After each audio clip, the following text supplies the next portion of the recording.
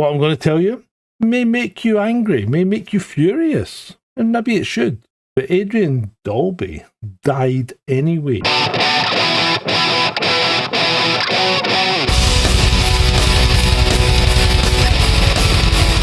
Jahid al-Shami drove his car into worshippers outside the Heaton Park Hebrew Congregation Synagogue in Manchester. He then attempted to storm the building with a knife. Adrian Dolby, a 53-year-old hero, stood behind the synagogue doors with others, physically barricading them to prevent him entering the premises, preventing what could have been a tragic massacre. And they succeeded in preventing him entering. He couldn't get in, but Adrian Dolby died anyway. He was shot by the police. Now, as an ex-firearms cop, initially I was astounded. Yoni Finley, another person who was standing behind those doors, was also shot by the police. He survived, thank you. Thank you, God, for that. Now, before you start screaming in the comments, I'm not here to crucify these officers who pulled the triggers, because they've got to live with these decisions that they've made. And what I'm here to is to look at the systematic degradation of training standards, possibly.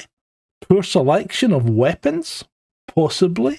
Problems with the ammunition used, possibly. I like to think I know a little bit of what we're talking about, because I was an Authorized Firearms Officer. I was crewing an armed response vehicle for over 3 years. This was my daily bread and butter. 20 years in the police service, retired early due to a skiing accident. We'll talk about that some other time, perhaps. But then continued to work in IT and went through universities and ended up actually working for the police IT department recently, fairly recently, in the last 10 years. Spending a lot of time in there, almost 9 years. So, and at the highest level as well. So I know the police, and I know exactly how the police in Scotland works. I've also been to the College of Policing, where I've given them lectures and taught them on how to use some of their IT. So I know some of your English differences. Generally, all the police forces in the UK now follow a standardised firearms procedure and standardised firearms weapons. So they're very similar.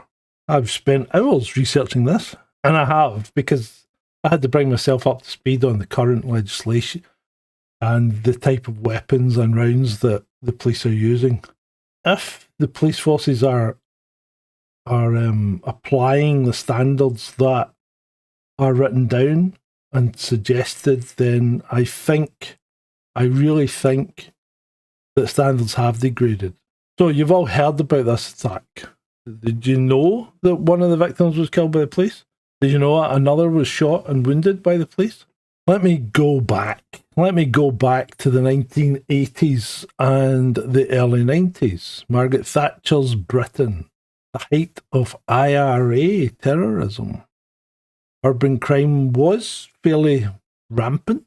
His firearms training was taken seriously, very seriously. When I qualified as a AFO, I didn't just attend a course and tick a box. I entered a continuous regime of training and assessment that would possibly make modern officers weep.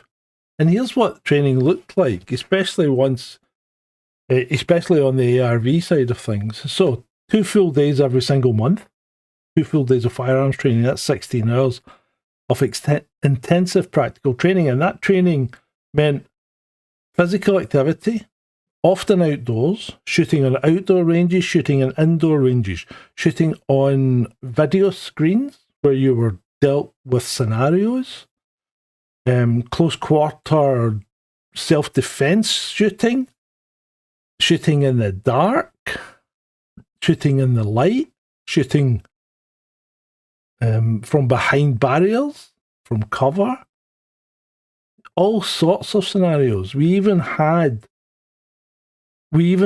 did hostage situations where people were taken hostage and you had to make a determination as to whether you were going to shoot or not. Not on paper, not on a computer, in life. You were entering premises and you were confronted with a target or a suspect that had a hostage, and you had to make decisions right there and then. And a lot of those decisions were made under pressure, and yeah, we made mistakes. Of course we did. Because the first time I entered with a handgun drawn, entered the room, for some reason I did this. And I thought, well, that's what they did in the TV, because, this was us just starting our training. And you don't want to shoot anyone and I was pulled up for it straight away. You point your weapon where you're looking. So every time you see a cop do this on TV, never been taught that.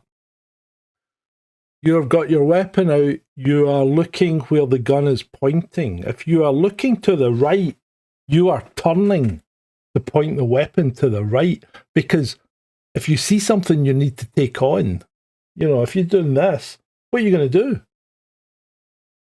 do? It just doesn't work. So it's ingrained into you. It's muscle memory. You point where you look. So when you look under a desk, your gun is pointing at where you're looking. When you look down a corridor, your firearm is pointing where you are looking.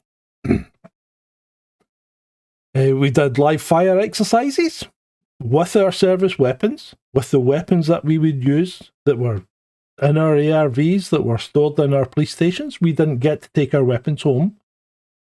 You're not allowed firearms in the UK, especially not handguns. We did tactical scenarios and we did decision-making drills. And we did all that about 192 hours annually. And that's just from the monthly training. And then every 3 months, we faced the check shoot. Now, I was speaking to one of my relative's brother-in-law today, who is also was in the police. He's retired, and he was in the ARV as well, but decades after I was. And he said they did a check shoot at every training, so maybe they even increased the standard slightly. So a full day assessment for the check shoot. It was 8 hours. We did 50 rounds on our check shoot. My brother-in-law said they had a 20-round shoot. The pass mark for ours was 92%. If you drop below 92%, you effectively failed. So for 50 rounds, that means you've got 56 rounds, 46 rounds, and the 7 ring on the target. Every other round must hit the target.